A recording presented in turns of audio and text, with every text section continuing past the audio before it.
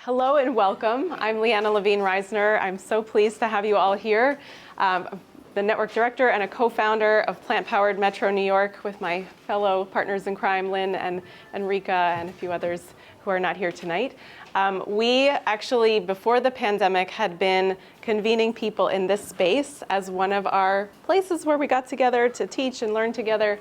And I want to thank Els from the North Star Fund for opening up this beautiful room for us this evening. Thank you. So for anyone who is new to our community, Plant-Powered Metro New York is here to support people in reclaiming health through plant-based nutrition.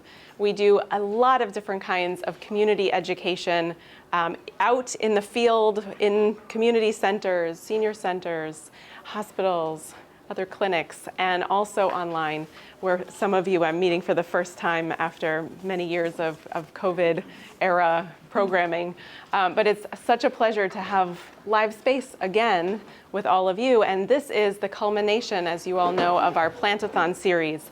Plantathon has been a 10-evening celebration of the plant-based nutrition movement for health, featuring people from across the country. And tonight we are so pleased to feature Chuck Carroll, who's joining us from Washington, D.C. Before I bring up Chuck, I want to make a few announcements. One is I want to thank our sponsors for Plantathon, Le Botaniste, which is a wonderful plant-based restaurant that I hope many of you have been at before, is one of our sponsors, as well as Dr. Herbivore, one of our local pediatricians, and California Balsamic, who some of you have tasted the amazing vinegar flavors of their line. And we are going to announce winners of some of our Plantathon prizes at the end of the evening. Plantathon is also a fundraising event, as many of you know. We've raised 3/4 of our goal to $100,000, which is great. And as a small and new organization, to be able to even think about raising $100,000, let alone the $800,000 that we need to raise this year to do what we do, it's just incredible. And I thank all of you for being a part of that. So as we start, as any of us start our exploration of healthy eating, we all know that there are many roadblocks along the way. And we have to reckon with the things that keep us tethered to the status quo. And of course, we have a number of habits and environmental issues and things that get in the way of change in the first place, but then also might make it difficult to keep up the change over the long term. I know many of you from our volunteer network and our staff who have been part of the journey of so many other people and making that change. We see that the roadblocks are real. And I think we all feel in our day-to-day, oh, if only I didn't eat that, or if only I had more willpower, or if only things weren't so stressful. Sometimes it gets even deeper than that. And we're going to go deeper tonight with Chuck. Chuck's story is both jaw-dropping and humbling, and it offers us an incredible dose of hope at the same time. What I have come to appreciate about Chuck is not just the way that he moved himself into a different state of being, but also how he has maintained an energy and a passion and a drive for this incredible movement in his day-to-day work. And so we are going to learn with him tonight about his personal story. I'm not going to tell it to you because he's got it all ready to go. But I think it's important to note that he is now the host of the Exam Room podcast, which is the #1 ranked nutrition podcast in 79 countries, millions of downloads, 12 million downloads on Apple Podcasts and Spotify, and 80 million views on YouTube and Facebook. That's just incredible. So Chuck, without further ado, come on up. Thank you so much.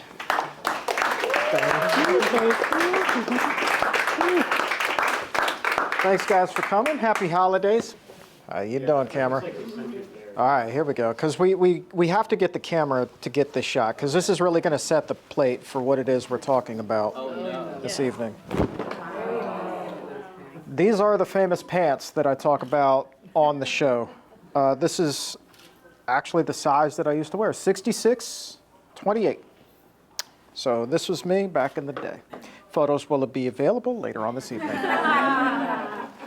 So let me set these aside real quick, then we'll get into the story. So that was me. It is. I'm telling you, that was me. I wouldn't lie to you about something like that. At my heaviest, I was 420 pounds, 5 feet 5 inches tall. The waist, as you saw, was a 66. My shirt size was a 6XL. And the guy standing before you tonight, a little bit different, 140 pounds. So you're talking about a 280-pound shift. I'm 1/3 the man that I used to be. So still 5'5", so smaller, not taller. Didn't stretch. Did not stretch, definitely not. My waist went from a 66 down to a 32. And my shirt size, which still blows my mind, is a small. Nice. Never thought I would say that. So the question is, Hello. hello indeed. How did I get there? How did I get Look, there? you're eating a salad. Very solid observation, my friend.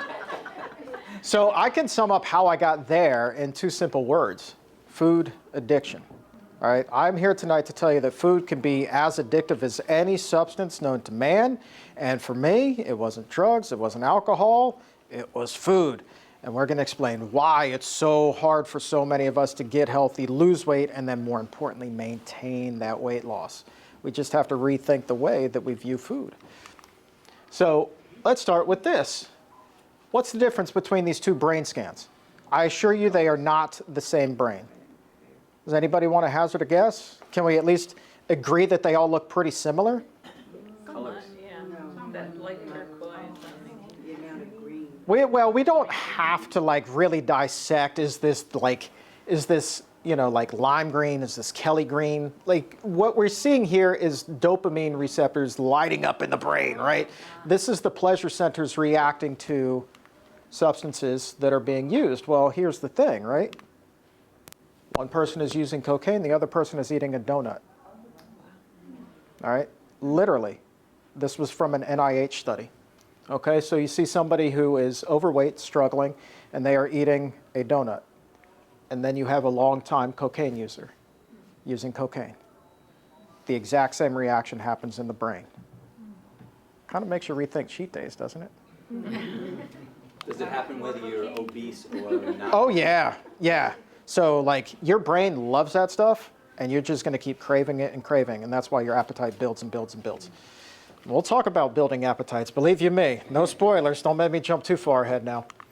So food addiction, my friend, and you don't have to take it from me. I'm just one man's story. There are a lot of really smart people in this world who are beginning to really study this, and you're going to hear more and more emerging science. But let's just jump right to the conclusion of this particular study. It says these highly processed foods, which really are the base for the standard American diet, may share characteristics with drugs of abuse. So high dose, as in you need more and more and more over time, and then rapid rates of absorption. You get that instant high, that instant gratification when you're eating that bite of chocolate. Like, show of hands here. Who's had like a really crummy day, and all you want is to take that bite of chocolate? And once you get that bite of chocolate, the problems of the world are solved, right? That's your brain for you. So which foods are addictive? Well, outside of the Exam Room podcast, I'm working with a neuroscientist from the University of Miami. So we are really going in and trying to identify which are the most addictive foods. And we've come up with a scale that is first of its kind, where we can rate the intensity to which a food is addictive. We call it the So Simple scale. And it's now 30 plus variables that we weight differently to calculate exactly how addictive a food could be. So let's start with the big ones in the standard American diet. Here are the fun ones. Pizza Hut, it'd be a crime to eat Pizza Hut in New York, I'm just saying. But for the outside New York audience, let's key in on this. So even though there are like 40 variables in the So Simple scale, I want to really just key in on the 3 big ones that everybody hears about: salt, sugar, fat. All right. Now this scale goes from about 0 to 75, and I'm going to show you something here. Pepperoni pizza, not a whole lot of sugar in that, but boy, look at that one slice, 9 grams of fat. That's a pretty big sodium bomb. 52 on the scale. But this is America. We can't just have regular pepperoni pizza. We need more cheese. We need more pepperoni. So the good folks at Pizza Hut have come up with the pepperoni lovers pizza. So let's pile it on. So you see, more fat, more salt. What happens? More addictive. Same thing with McDonald's. You go to get the cheeseburger there. It's a 52, but you pile on that second beef patty, a little bit more cheese, jumps all the way to a 73. Cheese is a special kind of evil, right? So that's why you see that huge surge there. And then with Oreos, all right, who doesn't enjoy dunking an Oreo cookie back in the day?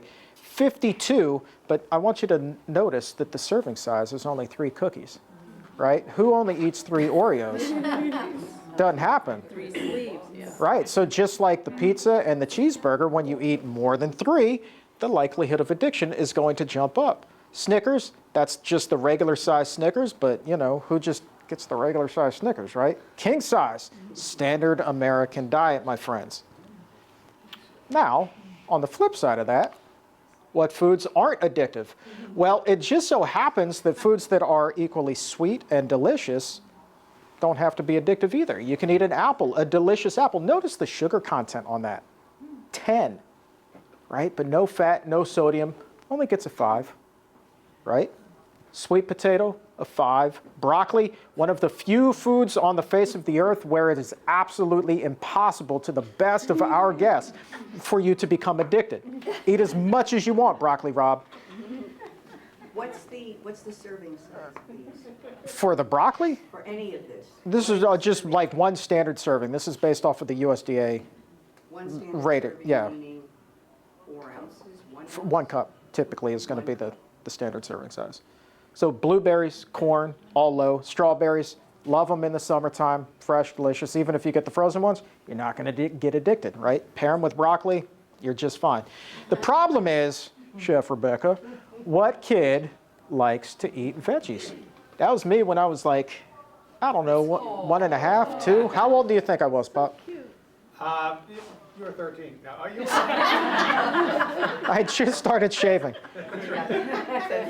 You're up to. Yeah. So not this kid, not at that point. Didn't want anything to do with vegetables. So I got in trouble early when it came to food addiction, right? And I wasn't the only one, right? So you look at the foods that are marketed to children and the foods that are served in schools, I was far from the only food addict, my friends. This is a study that came out in 2021 where they're looking at the prevalence of food addiction among children and adolescents. They found, based off of their best guess, at least 15% of children and adolescents are categorically food addicted. Now, I actually would say that that number is much higher than that because, you know, I mean, come on, right? Pizza and French fries in the school lunch line, super addictive foods. Every one of those sugary cereals, super addictive, right? Taco Bell, which we'll talk about in a second, Pizza Hut, all that stuff. You're just going to get hooked at a young age.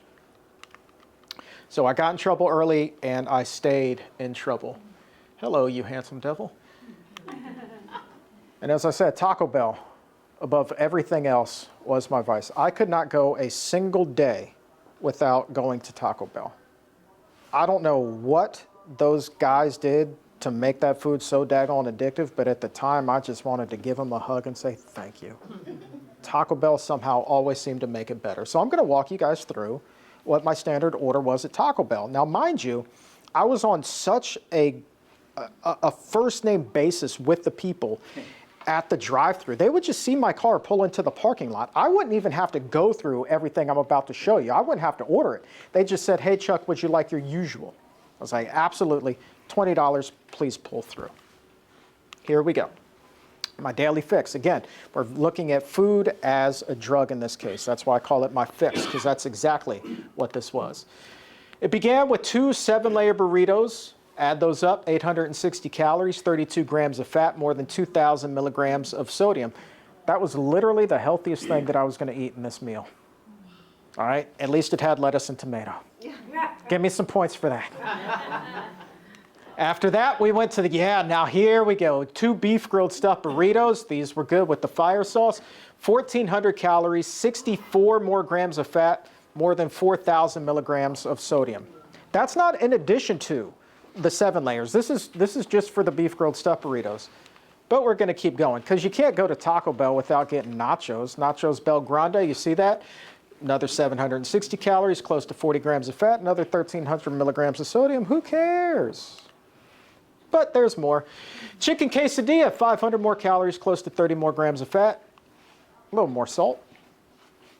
It wasn't my favorite. The chicken was dry. This was my absolute favorite, though. This was a special brand of evil. And I mean, what we have here is the cheesy potato burrito. And so what they would do is they would get these potato wedges and they would batter them and then they would deep fat fry them.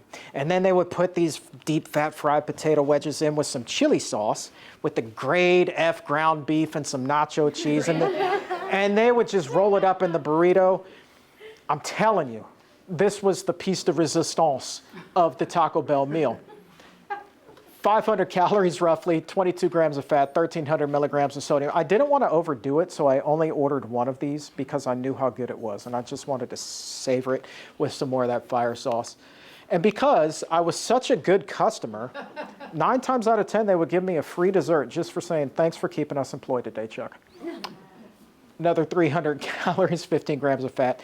A little bit lighter in the salt here, but way more sugar than anything else. So if you add all of that up with the 7 layers, the beef grilled stuffed burritos, the nachos Bel Grande, the chicken quesadilla, the free caramel empanada, thank you Taco Bell, and the cheesy potato burrito, 4,370 calories, close to 200 grams of fat, sodium, 10,420 milligrams. One day, one meal, sorry. One meal. One meal. And so when I tried to crunch all that through the So Simple scale, it was just, couldn't even handle it. It just exploded. So that was just one meal. Taco Bell was like the end of my day. That was my great reward. And I skipped breakfast. I didn't, you could say I was saving those calories for Taco Bell, but honestly, I thought this was the healthy thing to do. It's like one less meal, no problem. So my day began at lunch at Boston Market, where I would go and I would get a healthy lunch, which was a half of an entire roasted chicken. It's roasted chicken, it's healthy. 3 large sides, family meal. All right, I was a family man. I loved my brother. And so I would get usually mashed potatoes and macaroni and cheese. And then to make sure that this was a really healthy meal, creamed spinach. All right, and then a diet lemonade, and a diet lemonade to boot. All right, so that was lunch every day. And then on my way home, I had worked up such an appetite, I would stop by 7-Eleven, and DC traffic is just god-awful. And I needed some sustenance, I needed some energy to get me back home after my hard day at work. So I would stop off at 7-Eleven, and they have these things right by the hot dogs called taquitos. And I would get 6 buffalo chicken taquitos and 2 big jugs of Gatorade. And that was my snack. Tied me over to when I get home. And when I get home, it was finally dinner time. And you might think that Taco Bell was dinner. I understand why you might think that. Taco Bell was not dinner. Taco Bell was the reward at the end of the day. Because when I got home, it was pizza time. So I called up my papa, not that one sitting right there, but Papa John. And we used to get these coupons in the mail. It's clearly intended for an office, right? So it's like buy 4 pizzas, get the 5th free. Well, look, I didn't need an all-staff meeting to know that this was my kind of coupon. So that's what I did. I would order up the 5 pizzas, and I would eat 1.5 or 2, put the rest in the fridge for the next day, wait a couple hours, and then off to Taco Bell we go. So all told, 10,000 calories every single day, minimum. And that, my friends, is how I got up to 420 pounds. So the net effect of this, yeah, it was a lot of work, man. I put in a lot of hours at that Taco Bell, man. So the net effect was in my early 20s, I started to get that proverbial elephant sitting on my chest. It's like scary to even think about today, where I wasn't able to walk from here to that exit sign at the front door there without my chest beginning to tighten. And that terrified me because I know my family's history with heart problems. On my mom's side, my grandfather there, he had had a number of heart attacks, wound up having quadruple bypass surgery. Also had heart disease on my father's side. Never got the opportunity to meet my dad's dad. Died before I was born. Had a number of heart attacks before one finally claimed him. You know, and that cycle just continues. And so I was just thinking, I'm just on the heart attack superhighway. I've got the pedal to the metal, and I'm not going to live to see 30. That's scary stuff. What did you drink? Nothing healthy. I mean, coffee, caramel macchiato from Starbucks, Gatorade, obviously. Diet Mountain Dew. I was working at a radio station, and they used to send cases of Diet Mountain Dew there, hoping we'd talk about it on the air, so I got hooked on that too. But it was diet, so it had to be healthy, right? Right? Kind of like the diet lemonade at the Boston Market. How much did you spend today? At Taco Bell? No, money-wise, total. Taco Bell was $20 a hit. And I would say I was easily spending somewhere probably close to like 45, 50 bucks just on garbage. And I was just starting in radio at the time. So my salary was like $23,000 a year. That was my first salary. And all of it was going to food because I was living at home, right? Didn't have to worry about rent at this point. So, yeah. So, as I said, I was working in radio. And what do? Like, I'm kind of like, I'm worried, I'm not going to see 30. What do? Well, one day, all of my prayers are answered. Now, here's the best part about working in radio that I haven't told you guys yet. The radio station I was working at in Washington, D.C., the call letters were WBIG. Big 100.3, I cannot make this up, man. It's too rich. So one day, I'm in the studio with Big 100.3. We had just gone to commercials, and a salesperson comes in, and they said, Chuck, we've got a client that is the answer to all of your problems. Say, okay, I'm skeptical, but intrigued. We want to pay you to lose weight. Hallelujah. Hallelujah. And what was this genius company that was going to help me? The cookie diet. Here, oh boy. So, Doctor on there. oh, it is a doctor's diet. Dr. Siegel. So here's what Dr. Siegel had come up with. Podiatrist. Yeah, right? Dr. Siegel had come up with these cookies that, I mean, at first, like, ooh, cookie diet, that sounds great. Well, the problem is these cookies did not taste like cookies. I mean, they tasted like a sponge that you would have over your kitchen sink. And if you were lucky, every now and again, that sponge would have a little bit of cinnamon and a raisin on a really good day.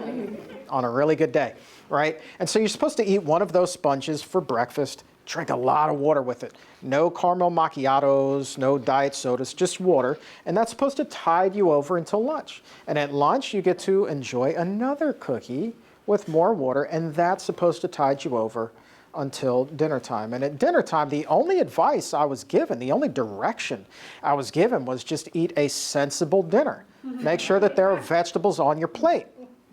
Cream spinach clearly would count. Thank you very much. No direction whatsoever. But I was all in for this, right? They're going to pay me. I'm going to lose weight. Life is good. Well, here's what I did not count on. Was detox. We're about to talk about when I first learned what a jam I was in and how powerful food can become. I was not counting on any of this happening within just a 72-hour span. So day one, I'm pretty motivated, feeling good, and I get through the day. But day two, that's when I really start to notice some changes. Number one, I start to feel sick, like I'm coming down with something, almost like a flu. And so I'm kind of like, I'm dragging a little bit, I'll kick out of it. But the next day, it was like, man, I had to leave work like right after the show and just go home on day three. And I just got under the blanket. And then I became angry because all I could think about, as sick as I was I haven't been to Taco Bell. Like, I would kill right now for one of those 7, just one. I didn't even need 2 7 layers. 1 beef grilled stuffed burrito. We can cut the quesadilla in half. Give me the junior nachos. Just give me some Taco Bell for the love of Pearl. And the more I thought about it, the angrier I got, literally angrier and angrier and angrier. You could say, Chuck, it's a beautiful day. The sky's blue. The birds are chirping. Isn't it glorious to be alive? I'm so lucky to have you as a friend. And I would have said, friend, get out of my face. I don't have time for you right now. I got to get my Taco Bell. It was a total Jekyll and Hyde situation, uncontrollable. And as this rage burned inside of me, I literally popped up out of my sickbed and punched my fist through a wall. Through a wall, because I hadn't gone to Taco Bell. For the love of Pearl, it still to this day does not make any sense. And so when I punched my fist through a wall, I was thinking, oh, I'll feel calmer. Well, no, that didn't calm me down. I still wanted Taco Bell. I punched my fist through a door right after that. Anger, out of control, detoxing off of Taco Bell. So I knew that I couldn't make it. I was like, I don't care how much you guys are paying me to do the cookie diet. There's no way I can go without my Taco Bell. Were you a radio host? What was your job in radio? I was doing all kinds of stupid stunts in the morning, man. If you needed a grass skirt and a coconut bra in the middle of winter out on the street, I was your guy. So that was me, and I just kind of leaned into the big Chuck persona, right? I thought that that's kind of who I needed to be on the air at the time. And so I got angry and angry and angry, and I devised this plan. I was like, I got to get my hands on this. So I snuck out of the house in the middle of the night, and I found a 24-hour drive-through. And I loaded up. I got my usual order. And when I got home that day, night, took that first bite, that anger went away instantaneously. That sickness went away instantaneously. It was like the best antibiotic mixed with Prozac, mixed with Wellbutrin, mixed with all kinds of good drugs. And I was just feeling euphoric off of that first bite, off of that first bite. But as high as I was off of that first bite, a low quickly followed, because that's when I realized I was hooked and I was helpless. How in the holy world am I going to get myself out of this jam if I can't even make it 3 days without going to Taco Bell? So, cleverly, I continued my clandestine middle-of-the-night missions to Taco Bell for some time, but made sure to work out in the gym for at least 2.5 to 3 hours a day just to burn calories so I could go on the radio and say, hey, the cookie diet worked for me. It can work for you too. Cookie diet didn't work. Yeah, I ate the cookies for breakfast and lunch, but you better be daggone sure that I was going to Taco Bell every single night still. And of course, once the cookie diet dollars dried up, I stopped caring, whatever, free for all. So I, just my regular menu came back, and so did the weight in a hurry. So I wound up losing like 65, 70 pounds doing that, just by working out like a fiend. And then that weight came right back, and that came with a heavy emotional toll. A lot of people will ask, well, what else is going on in your life? Well, number one, I was dating a girl at the time who refused to acknowledge that we were even an item, right? She was ashamed, I could only figure, to be with somebody who was my size. And so every day I would have this conversation with her. I said, can we tell our friends? Can we tell our colleagues? Let me tell my family that we're dating. No, I'm not ready for that. I wasn't good enough. And my friends, because the weight came back so quickly, they decided to organize an intervention for me. Now again, keep in mind, we're talking about drawing the parallels between food and drugs. This was an intervention just like you would have for an alcoholic or a drug addict. They wanted to voice their concern. Well, the thing is, I got tipped off ahead of time. I knew this was coming. And I called up the guy who was organizing this, who I owed a lot to. A lot to. This guy had given me my big break in radio. And I read him the riot act. I absolutely read him the riot act. I said, man, I know I have a problem, but it's my problem. You don't get to tell me that I have a problem. I don't need you in my life. Get out. So I cut him out of my life, and I cut everybody else who was going to be there that night out of my life for a number of years, because they were trying to come between me and the thing at that point in my life that I valued the most, food. Then there's the flight of shame, where I had to fly all the way to California, and I hadn't flown since I was like a little kid. And I knew the seats were notoriously small. And I'm not the most religious guy in the world, admittedly, but, I've reestablished a relationship with God leading up to that flight. Me and the big man upstairs, we were having some deep conversations, and I was saying, look, I will do whatever you want. Just please let me fit into this seat. Let me be able to at least buckle the seatbelt. That's all I wanted. And I'm praying, and the prayers became heavier. The bargaining got heavier as the days drew nearer. And I'm praying right up until the point when I boarded the plane that day. But a funny thing happened. Turns out I wasn't the only one who was praying that day. When I made that right-hand turn to go up the aisle to get to my seat, I saw everybody else was praying. They're praying, "Dear God, please don't let that guy sit next to me." Right? And so, like, you should have heard some of these exhales, like the sighs of relief as I passed every row. I mean, like, and so I finally get to my seat. I sit down. I was like, here's the big moment of truth. And I try to buckle it. And I mean, I'm squeezing with all of my might, trying to get this thing to buckle, and it's not even coming close. So I'm like, all right, let me try lifting up my enormous belly and sliding it under that. Still not happening, nothing close. So I had to get back up, walk to the front of the plane again, ask the flight attendant for a seatbelt extender so that we could take off. And then as I walked back to my seat that second time, you know, those sighs of relief were more snickers. And I've never felt so judged in my entire life as I was on that flight. So, call that the flight of shame. And everybody asked, well, like, was there one thing that made you change? I was like, no, that may have been the proverbial straw, but in all honesty, it's like the fear of dying, just not being able to get to where I want to be in life. The fact that my friends had grown so concerned for me that I couldn't hide my addiction clearly. And you try really, really, really hard to be able to hide that from the world.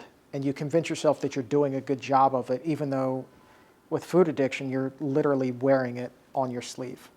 You can't hide it.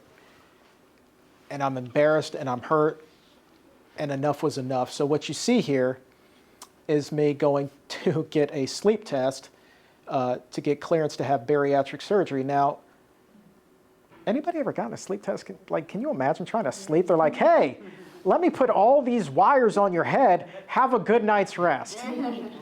Yeah, it doesn't exactly work. They were like, I think you slept for 20 minutes. The thing is, after the weight loss surgery, is you are forced to go through the detox. Now, this is the part why I don't necessarily regret that decision, because it does force you to go through the detox, because you have this 3 to 6 month window where you can no longer tolerate those high-fat, ultra-processed foods, or else you get something called dumping syndrome, which is not pleasant. Like, you will turn a shade of green that, I mean, you would only see in a cartoon, basically. And you will feel sick, and it's the kind of sick that you don't wish on your worst enemy. So it forces you to go through that, but it still is not a lot of fun. You know, there are still those cravings. And I just kind of made up my mind, though, that if I'm going to do something as drastic as literally rewiring a portion of my insides, then I can't go back to what it was that I was doing. Because at least at that point, I had recognized that I was addicted to this. So I was then beginning to view food the same way, you know, as somebody trying to get sober, right? You don't reward yourself with a year of abstaining from alcohol by toasting a beer at your local bar. You don't give somebody who's quit smoking a pack of, you know, Marlboro Lights and say, congratulations, it's been a year, you can have just one. Like, what do you think is going to happen, right? They're going to, like, pick up that habit right again. And then I started thinking back to all of the failed diets that I'd had in my life as well. You know, one in particular where I had also lost a tremendous amount of weight, and I thought I could have one nacho. I call this my one nacho theory, where I had literally one nacho. I was working at a Mexican restaurant, had access to all the Mexican food I could possibly want, had one nacho. I was like, yeah, that's pretty good. Pants don't feel any tighter yet. I think I can have another. And I dunked that second one in the nacho cheese, and then another followed, and then another followed. And even though I was working in a Mexican restaurant, you better believe, once I got off shift, I went to Taco Bell that night. True story. The weight came back on very shortly thereafter in that case as well. But because you're being forced to go through this detox, off the weight came. And I thought I was tough, so I shaved my head. That's a mistake. Yeah, don't do that. Don't do that. I'm just saying. And I kept on shrinking. I became the incredible shrinking man. Fun fact, that is a professional wrestler by the name of Paul White, AKA The Big Show, a legitimate 7-footer, and I used to weigh more than that guy. But something cool happened too along the way. Is, you know, I've lost this weight. I'm still not sure what it means to eat healthy, but man, my confidence went through the roof. And I'm like, all right, I've finally done something that I thought I could never do in my entire life. What else can I do? Like, I got to ask myself that question that we all get to ask when we're like little kids. What do you want to be when you grow up? And for me, I was always a sports nut. I loved sports. So I took my media experience and I founded a sports media company, and I got credentialed to cover the local football team, the Commanders now, down in Washington. And I got in the locker room, and I was, you know, on the beat, and I was doing radio shows with a lot of the players, and it kind of built up a reputation for myself. So it's like really cool. So this is me on the sidelines after one of the games. And then I went from having this girl who wanted to hide me to literally having the best girl ever. And you know, the funny thing is like we had a lot of mutual friends, and I had had a crush on her for many, many, many years, and I just never had, you know, the confidence to say hi even to her. But as luck would have it, fate would have it, I, you know, wound up working with her one day and just kind of struck up a conversation, and that's my wife. We've been married 8 years. Love me some Julie. So she loves me. I love her. And then I was like, all right. So went from one really cool job to the next where CBS had taken notice of, you know, the work that I was doing covering the team independently. And when they started an all-news station in Washington, D.C., they asked me if I would be interested in coming on board. So it's like, sure. They're like, we're not going to have you just do sports. You're going to do some news too. Fair enough. So I went with it. And so this organization called PCRM, the Physicians Committee, led by Neil Barnard, they reached out and they said, we are looking for athletes and sports media personalities to partake in this campaign called Teaming Up for Health. Now, we know neither one of you are vegan, but we will show you the power of fruits and vegetables. I was like, cool, I can learn something, and we get to do this. That's great exposure for the show. Well, little did I know that this conversation was going to change my life. Like, this whole story is just like so miraculous. So we do this campaign, and I learn all about that, and I'm like, daggone, this isn't just weight loss, y'all. Alzheimer's runs in my family. Doctors here are telling me I can reduce my risk of that. Cancer runs in my family. Doctors are telling me I can reduce the risk of that. Heart disease, obviously, as we talked about, runs in my family. I can really lower the risk of that. Like, this is amazing. And so I just start schooling myself up a little bit more and more every day until eventually, whoop, we're going to back that up. Hi, Colin. Hey, there we go. Sorry about that. Until eventually, I kind of got tired covering like death and destruction every day. It's like eventually like sports was phased out. I was just like on the murder beat. And that just takes a toll on you. It's like there's only so many horrible stories you can tell without like needing an outlet. And I was like, I still love broadcasting. I just need a healthier outlet to do it. And so keeping in mind what I learned from the Physicians Committee, we're going to put a pin right there. We're going to come back to that. So this is sensitive, y'all. Super sensitive. So we learned about the fruits and the vegetables, not addictive. Let's just quickly revisit here the foods that are. Pepperoni pizza, super addictive. More cheese, more pepperoni, even more addictive. McDonald's cheeseburgers, the doubles, that'll get you. Oreo cookies will get you. Snickers will get you. Basically, you name any one of those ultra-processed foods, and it'll get you. I mean, there's just no two ways around it. And the fact that, ultra-processed foods make up at least, 80%, if not more, of the standard American diet, where does that leave room? Like, the fresh fruits and vegetables, they don't stand a chance. But then, when you just get creative with these in the kitchen, and you can start replicating a lot of those flavors, and believe you me, anybody familiar with Carly Bodrug here? Mm-hmm. All right? Like a lot of her recipes are spot on from like my old Taco Bell days. And so it's like, if I'm ever craving a burrito like that, I just pick up the Plant U cookbook and just roll one up. Boom, satisfies. And would you believe to this day, I still get cravings for Taco Bell or Pizza Hut, Papa John's, like out of the blue? I'll just be like watching a game and then like the newest monstrosity from Burger King or Taco Bell will pop up on the screen and they're advertising it. And like for a fleeting second, I'm like, man, that looks pretty daggone good. And then it's like, what are you talking about, man? You can't go back to that. Because to this day, even though I put in all that hard work, I know if I reintroduce that into my system, it's all over. It's lights out. And I don't want that. I turned 41, I hit this. I want to see 50, I want to see 60, 70, 80. Like, I want to keep going. Like, my goal, like a lot of people in this room, should be to hit triple digits. There's no reason why that can't happen. And so this is when I'm talking to people in particular who are very unfamiliar with the plant-based diet. This is the big selling point for somebody who is super overweight. You're always on a diet. When you go on a diet, you're always hungry. So it's like, well, here's why. Because you're choosing to follow like a point system where, yeah, you can still have the cakes, the cookies, the ice cream, but you're only going to get a little bit of it. Why? Because look at the caloric density. Oil, 500 calories, just going to coat the bottom of the stomach. Cheese, a little bit more, meat, a little bit more, but then hello, whole grains, rice, beans, fresh fruits and vegetables, every meal can be like Thanksgiving.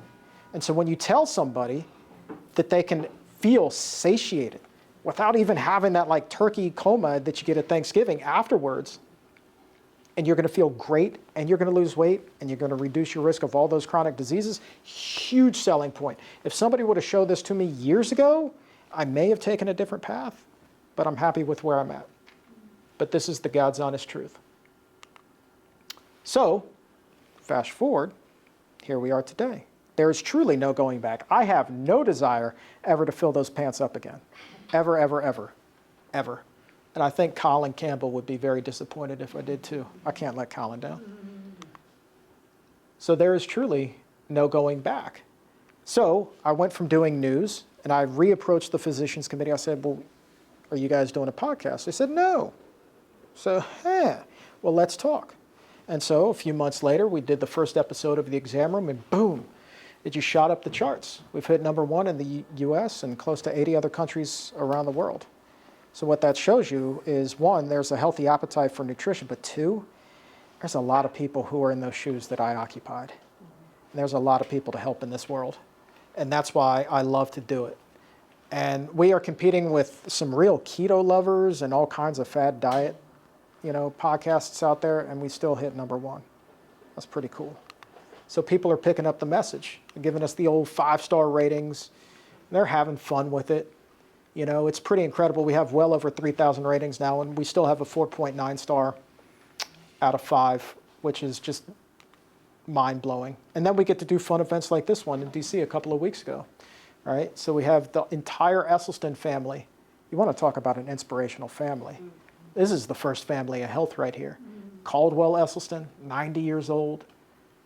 Ann, 88. Jane, she's a wild child. Rip, amazing guy. And then 88 years old. Did you guys see this clip on social media? This tire is about 3/4 the size of Texas. And she is tugging this enormous tractor trailer tire across the stage at the show. Now, we're going to go on to Q&A. I'm so pleased to bring forward Dr. Jessica Krant, who's a member of Planned Parenthood Metro New York's Medical Advisory Board. She is a Harvard and Columbia educated dermatologist here in New York City, also board certified in lifestyle medicine. It is so exciting to have a dermatologist who doubles as a lifestyle medicine doc because she sees not just the whole body, but also the role of the skin in our health, which is a whole other topic that we can go into another day. But she's going to come up and lead our Q&A with Chuck, so come on over.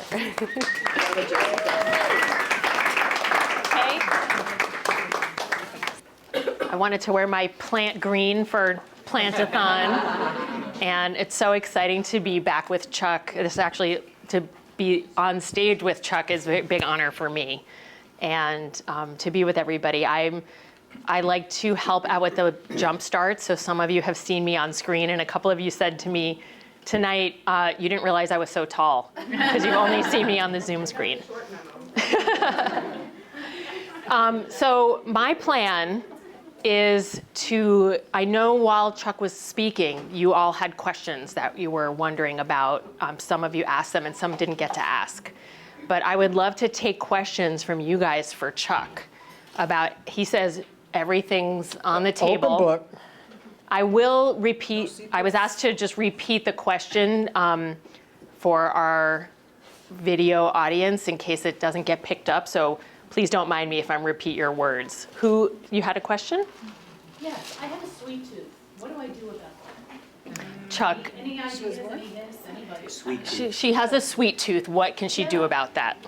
Yeah, so I had more of the salty tooth, but regardless of whatever gets you hooked, you're kind of in the same boat. The thing is, and what I remind myself to this day when the cravings hit, because they do still hit, is like the craving's going to pass. And so it's the simplest thing. We could get into a little bit of science, but I really like to simplify it and think about what would have connected with me. So I hope that this works for you too. It's like that craving that you get is pretty intense, but it usually passes. But how much more intense is that craving when you like really fight it and you beat yourself up? Like, I really wish I wasn't craving this chocolate. I really wish I wasn't craving this ice cream. And when you like beat yourself up, like, what's wrong with me for craving this stuff? Somehow it only makes matters worse, because what do we turn to when we don't feel good about ourselves, right? Comfort food, a lot of times. Yeah. So it just drives us right to the very thing that we're trying to avoid. So I've come up with something that is not exactly the nicest term, but it is so fitting. I call it accept the suck, all right? Except for those 15 minutes or so when that craving is hitting, it's gonna suck. Like, there's just no other way to put it. But what I have found is just by accepting that and giving yourself permission to be uncomfortable, it somehow makes the craving a little bit more tolerable, enough to the point where you don't feel the need to punch your fist through a wall or run to the grocery store to get the pint of Haagen-Dazs, right? You can just get past it, right? Accept the suck, accept the fact that for right now, you're gonna be uncomfortable, but you're going to be okay. And just also remind yourself as you're in that middle of that craving, that if you were to indulge, that it's gonna be so much worse on the back end. You're going to get that momentary bliss, and then you're going to feel bad, like, why? Why did I eat this? I didn't want to do that, right? So just accept it. Or you can go and eat something that, if you got a sweet tooth, I know it's not the same. People always say, well, if you're craving ice cream, eat an apple. I'm not here to tell you it's the same thing, because it's not. It's not. I wish it was, but it's not. But it does, it helps a little bit. It takes the edge off enough, right? And if it is ice cream, obviously, load up your freezer with frozen bananas. Get a blender, a high-speed blender, Vitamix, that'll come in handy. Just get you some nice cream, right? Have you tried that? Just frozen bananas, blend it up? No. Oh, okay. You haven't tried it yet. I know you're probably looking at me and thinking, like, this guy's like, Have a little stuff. I got you. But it's okay if you think that, like, I'm crazy. Okay. I need something now, you know, if I have a. It takes 3 minutes. I got you. Like, you think I'm crazy, but I'm telling you, and there are other people in this room who'll say, blend up the bananas, and you can play with the recipe. Like, if you like a little bit of, like nut butter in there, if you like, something like that. If you really want that, you can throw in some cacao. If you got a sweet tooth, like for chocolate, you can throw that in there. And it's like, holy Moses, where's this been my entire life? Guilt-free, guilt-free. I think of bananas were only like a 5 on the So Simple scale. So like, load them up, enjoy it. And there are like 18 gajillion recipes for nice cream out there. And I'm sure everybody in this room, a lot of people can help you out too. So patience with yourself more than anything else. I actually have a follow-up question Get it? about the So Simple scale Yes, when you were ma'am. talking about it. I was wondering, it seems like you didn't go through the 30 variables, but it obviously seems easy to count and measure sodium content, sugar, fat, and things like that. But are there any variables that deal with the psychological aspect of the food itself? For example, a single cheeseburger was so many points, but the double cheeseburger was more points on the scale. But if you ate 2 single cheeseburgers, it's still on the scale maybe less addictive than that double cheeseburger emotionally. does the scale account for that? We did not take that into account, but I assure you, even if you eat 2 single cheeseburgers, it's going to be the same as that double cheeseburger. Maybe even worse, because you're getting like an extra piece of bun at that point. So, no, but that is something to take into account. We did, account for things like fiber, whether or not there's a lot of refined carbohydrates in there. I don't want to go too far deep into the science, but casomorphine, so dairy gets penalized. Ultra-processed gets a penalty point. Dairy, like all of that stuff gets kind of factored in there. So for now, it's more nutritional measurement stuff. 100%, but the whole, idea is you can't talk about addiction without there being that psychological component, so that kind of like works in itself. And that whole scale was designed for, people who are super morbidly obese like I was, and, what could help move the needle for them. And so the supplementary program that comes with that addresses a lot of the psychological aspects. Great. Yeah, I had a question. A frequent topic, I guess, on the podcast is the need for nutritional education in medical schools.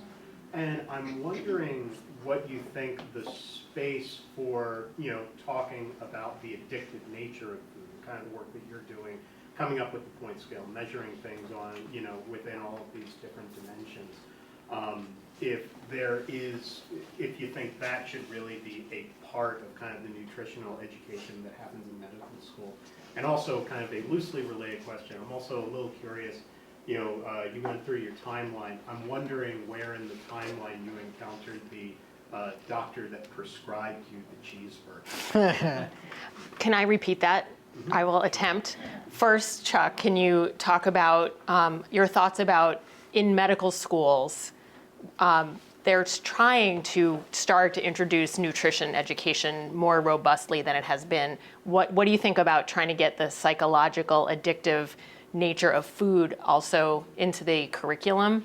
And also, can you talk about which doctor prescribed you the cheeseburger? Absolutely, and it all goes together. So we'll actually start with the doctor that prescribed the cheeseburger. This was actually my surgeon who performed the bariatric surgery on me. And I had lost a little over 200 at that point, and he was like, "You've lost all the weight that you need, and so you need to eat a cheeseburger." Now, I want to emphasize need, because that was this gentleman's exact word. He was like, you need to eat a cheeseburger. Not you could, not if you want to, you need to eat a cheeseburger. Now, this is the same gentleman who also told me the first time that I walked into his office, don't worry, if this surgery doesn't take, we can go back in and staple your stomach a second time. So, yeah. But what became clear to me, I thought less that this gentleman was just out to get everybody's dollars to perform as many surgeries as possible, as he just doesn't know. I don't know any doctor who ethically or morally would prescribe a hamburger for somebody if they knew that it was super addictive, right? It doesn't compute. And only then did I find out that there is no education primarily for medical students on nutrition unless they seek it out independently. And God bless a lot of these, future doctors who are doing just that. There's some brilliant young minds that are still in medical school, and I just can't wait to see what the future holds. But there is such a gap for this. And clearly, I think that we're kind of reaching a breaking point in our healthcare system. I don't think that that's much of a secret. And if we just studied preventative medicine that begins with the food on your plate, then, what a concept for doctors to be prescribing kale instead of cheeseburgers or, another bottle of pills. It's amazing how many of these chronic illnesses can be prevented and reversed. That's why we're here tonight. I mean, you're a doctor, you know this, and so it would make me so happy if there was mandatory credit hours, for, proper nutrition education. Can I add one point to this? I think it's as important as that is, that alone won't do it if you have big pharma and all the lobbying that's going on to keep things the way they are. And that goes into what we're putting into the soil because that is part of it. That's, you know, and until you look at the whole system, I don't think we can really make effective change. It will help, but there's going to be a constant tug of war and a fight, and money always seems to win. Your comment is about how it's part of the solution, but not enough to just teach the young doctors. It's also the larger system issues like big pharma and where all the money And is. insurance companies. Insurance companies. Do you have a comment on that, Chuck? I think that It should be as part of much the as we, RICO Act. I mean, it's just a lot. I mean, there's just so much that's broken right now. And I think that when you look at it in its totality, you look at it from that, 10,000-foot view, it's overwhelming. Like, how in the world are we going to get out of this jam? And so I think that the wisest play is for, people to focus on one particular thing, focus on that. So if I'm going to focus on nutrition in this aspect, great. Let's let somebody else bang the drum for the environmental stuff, the soil stuff. Let's let somebody else bang the drum on, doctors and education and medicine, nutrition education there. There's so many aspects of this. But if you come at somebody who doesn't know anything and you start talking to them on the street and you're like, this is wrong, and this is wrong, and this is wrong, and this is wrong, and this is wrong, and this is wrong, and this is wrong, and we're all screwed. Almost. I'm not suggesting Yeah. that's how you approach it. So it's just like piecemeal it. And, once somebody gets an understanding of one, then you can move on to the next. And it does take time. Like, I'm 7 years into this, and every day I feel like I'm still learning more about what still needs to be fixed that's broken. Right. When you look at recreational drugs, you see that some of them have psychological addiction, create psychological addiction, and others go further and create physical addiction as well. Where does food fit into this? How much of food addiction is psychological and how much is physical, just like some recreational drugs? I think based off of the research that I've seen, they operate extremely similarly. And so I wish that I could break it down for you and give you like an exact number or an exact ratio, but I'm pretty sure it's going to be pretty close. I'm not going to go so far as to say that my cheesy potato burrito from Taco Bell is the same as fentanyl, but you're going to get hooked on it regardless. And so the psychological aspect that comes with that is eerily similar when you're trying to kick it, no matter what the substance is.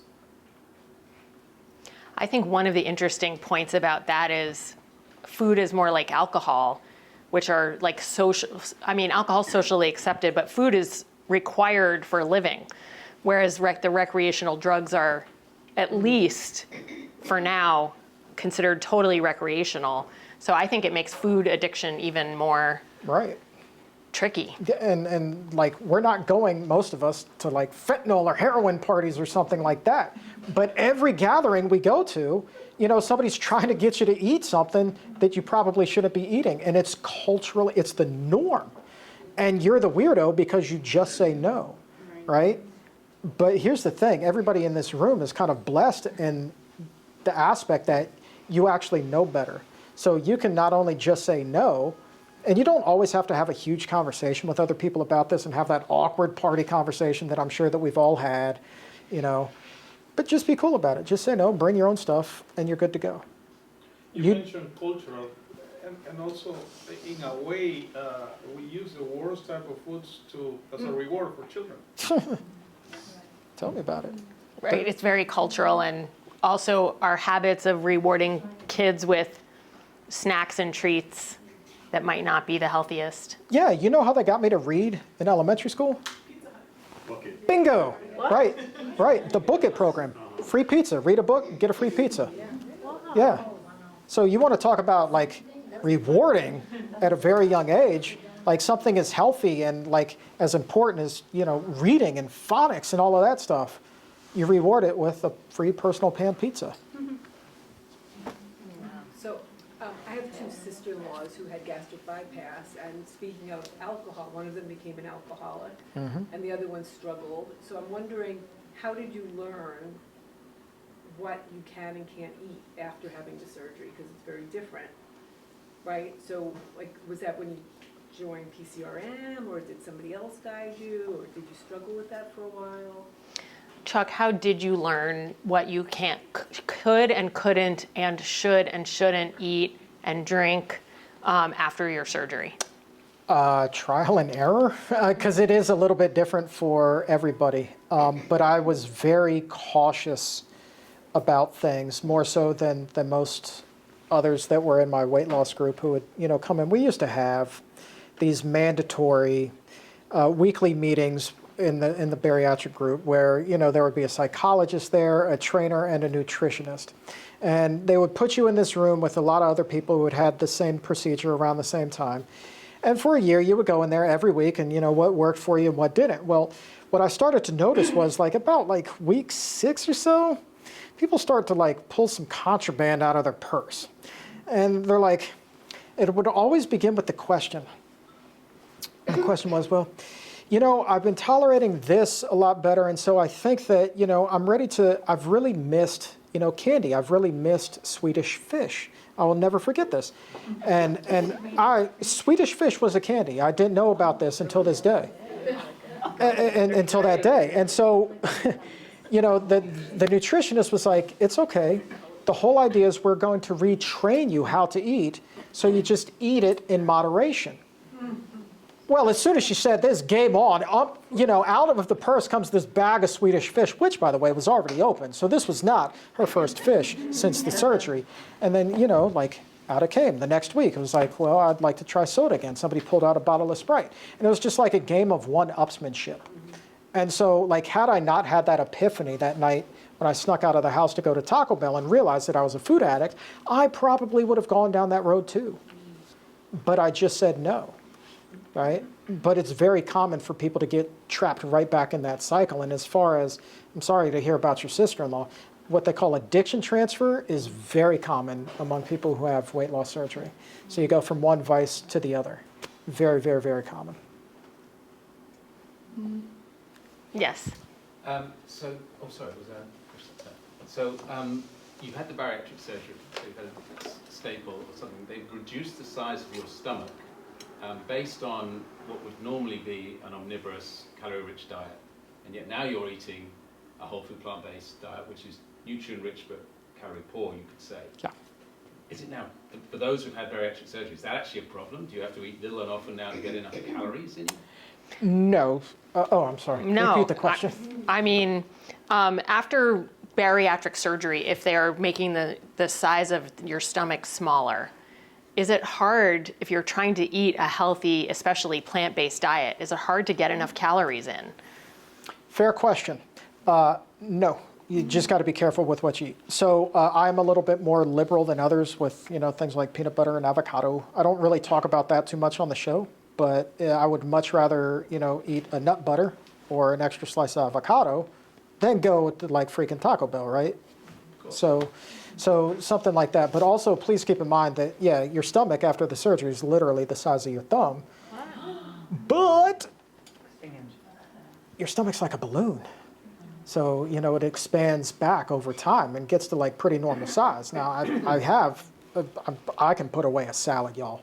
I can crush a big old, and I know other people in this room do this too. I'm not the only one. You get the salad mixing bowl, and you're not just gonna take a little bit and put it in your own little bowl. No, give me the whole freaking bowl and a big foot. Yeah, clap it up, right? Just let's do this thing, and I will crush the salad, and I'm feeling pretty good about life. So, yeah, it's a pretty regular sized stomach. I don't think that I'll ever get it back to, the 2 football-sized stomach that I once had, but it's pretty elastic. Sorry, follow up to that, which is the surgery reversible? If you say you make this sudden switch, can you reverse it, or is that stable removal? Is the surgery reversible? It depends on which procedure you have. Technically, any of them can be, but it's pretty risky. So it's not just shrinking the stomach, it's rerouting the intestine, and that's a whole thing. And unless they tell me that I need to do that to live, I don't really have any interest in going down that road, to be honest with you. How about hypnosis and the power of suggestion. I stopped smoking, I think, because I was hypnotized or because I wanted to. I don't know. But does that come into this play? Can that influence what somebody eats, when they eat it, not eat it, what they eat? Could that work? I will repeat that question, and then I will answer it a little bit, and then I'm very curious to hear what Chuck will say. Can hypnosis and the power of suggestion help somebody retrain their food addiction, eating habits? I believe I actually am getting a little bit of training in hypnosis along with my life coaching training. And I do believe, as you said, it is a combination of somebody actually wanting to make the change and then being given tools to help themselves do it. So I do believe in a way that's helpful. But I don't know about the old-fashioned type of hypnosis. What do you say, Chuck, about hypnosis and food addiction? Yeah, well, similarly, somebody in my life, near and dear to my heart, quit smoking through hypnotherapy as well. So I do believe in the power of that. When it comes to food, that's tricky. I would assume in theory, and this is just a theory, I would assume there would be benefit to it. However, keep in mind that everybody will support somebody who's trying to stop smoking because we equate cigarettes with being unhealthy. We still have not connected those dots when it comes to food. So you're still going to offer, get offered, if you're the person who had the hypnosis, these unhealthy dishes. And eventually you're going to get caught on the wrong day, and you're going to give in, you're going to eat it, and that hypnosis, I would venture to say, goes right out the window. That would be that's my guess. That's my best guess. Taco Bell. Yeah. If during hypnosis they create what supposedly is an aversion to Taco Bell, you pass Taco Bell and your stomach turns. Could that be the case? You explain how you went through Taco Bell. Could hypnosis work in a case like that? That particular, that was your problem, right? So could hypnosis address Taco Bell specifically? Yeah, in this case. Possibly, perhaps even probably. But then what happens when there's a KFC right next to the Taco Bell? Or a McDonald's, or a Roy Rogers, or an Arby's, or a Papa John's, or a Pizza Hut, or a Domino's. It's just like, it's such a long list of things that I don't know. I think that there might be a little bit of a ceiling there, to be honest with you. I don't know enough about it, but I would love to know. As you learn, you got to school me up on that, because I would be all ears. I need people to practice on. So. All right. Just a train ride away. So I'm a bit intrigued by your journey, and you are a radio talk show host, and from the little bit that you talked about what you actually did, it sounded like you were a bit of a prankster, I'm curious about the identity that you so embraced when you were this persona, and now you're going to shift this to be someone different. And how did you kind of deal with that when people that you knew you as the funny guy that would wear a grass skirt and put a coconut on his head and be the fat funny guy, and there were so many fat funny guy role models that were very famous at the time. Was there some kind of inner turmoil that went along with that? I will try to repeat this, and it happens to basically be my first question here, which is a question I asked Chuck a couple months ago, right. Because it's a question about when your identity and your especially professional success and your self-image are tied up in being overweight, funny, clown, and you're in media. If you want to make a change, how does that affect how does your sense of identity, does it feel threatened? Do you get afraid that if you give up that identity, who will you be? How do you worry about it with your career professionally, externally, but also with your self-image? That's a little big topic. Yeah, That's a good question. Yes. To sum it up in 3 letters, yes. I very much was wrapped up in the Big Chuck persona. Right. I, honest to God, thought that there was no way I could ever be on the radio if I was not that guy. Right. And so Big Chuck was a character. There was elements of me, but it was like turned up to 12. And kind of looking back and reflecting with a little bit of maturity, I can see that like that definitely trickled over into my personal life as well, where I always felt like I needed to be a little bit more than just to offset for what I viewed as a flaw and what people would judge me on. And so how can I get people to accept me? Well, let me be this big, boisterous, life of the party, fun guy. And so like that's who I needed to be. And then I would also use that as an excuse to not change. Like I convinced myself that this was a fact, even though looking back, like nothing could have been further from the truth, right? I mean, think about it. My friends tried to organize an intervention for me. They did not want me to be that guy, yet I was still telling myself, this is who I needed to be. Well, a lot of people that didn't know you well knew you as that guy and wanted you to be that guy. Correct, right. So could Chuck Carroll just by himself be on Big 100.3 without being Big Chuck? Right. No way. I needed Taco Bell to collect the paycheck. That's the way my mind worked. So it must have been like, you know, almost, I can't imagine you when you made the decision to like have this surgery, you were really like cutting this guy loose and just completely severing who you were in order to take another, because none of this would have happened without the bariatric surgery. Ron, I'm going to be honest with you. I didn't know what the hell was going to happen when I had that surgery, man. I could not have foreseen any of this coming. Right. All I knew was that I wanted to live. And I assumed that I would, you know, stay either working in media or go into web development or something like that. But I had no idea that I would wind up on this particular journey. But man, I wouldn't trade it for the world. Good job. Yeah, good job.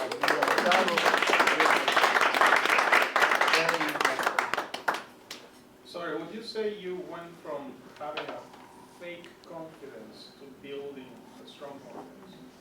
Would you say you went from having a fake confidence to building a strong confidence? 100%. No doubt about it. There's an authenticity that comes with this now. And what I found is that the reaction from people is so much better. There's such a, it's magnetic. You know, the things that, you know, we talk about on the show, and knowing that we're not just entertaining somebody on their ride to work, like we're literally changing lives. And when you're filled with that kind of gratitude and know like how monumental your career has become for people, like there's a great deal of confidence that comes with that, but also an enormous amount of humility at the same time. It's not a privilege that I take lightly at all.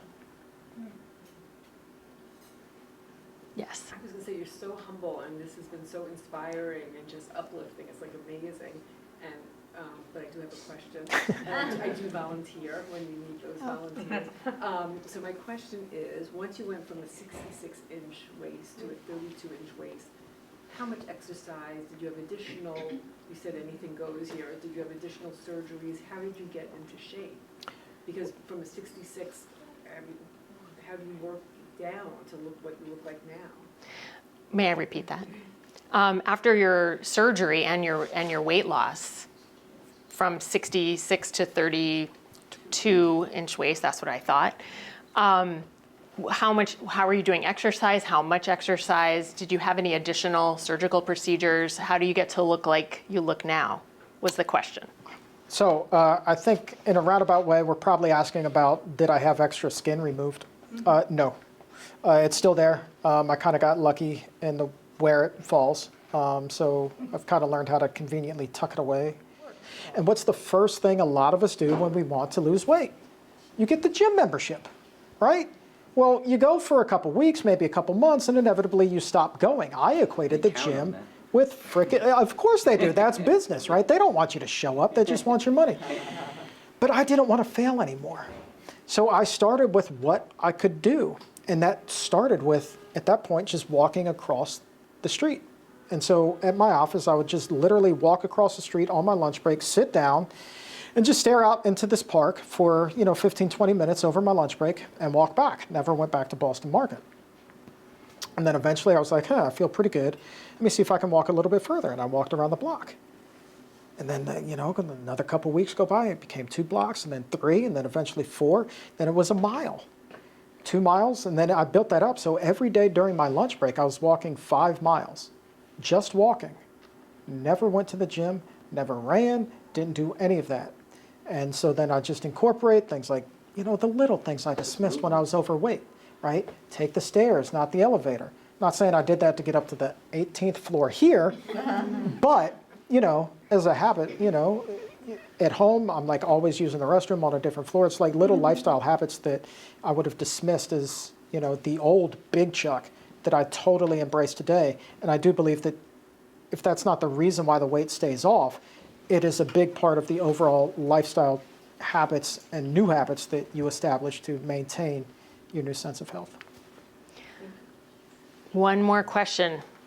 Okay, yes.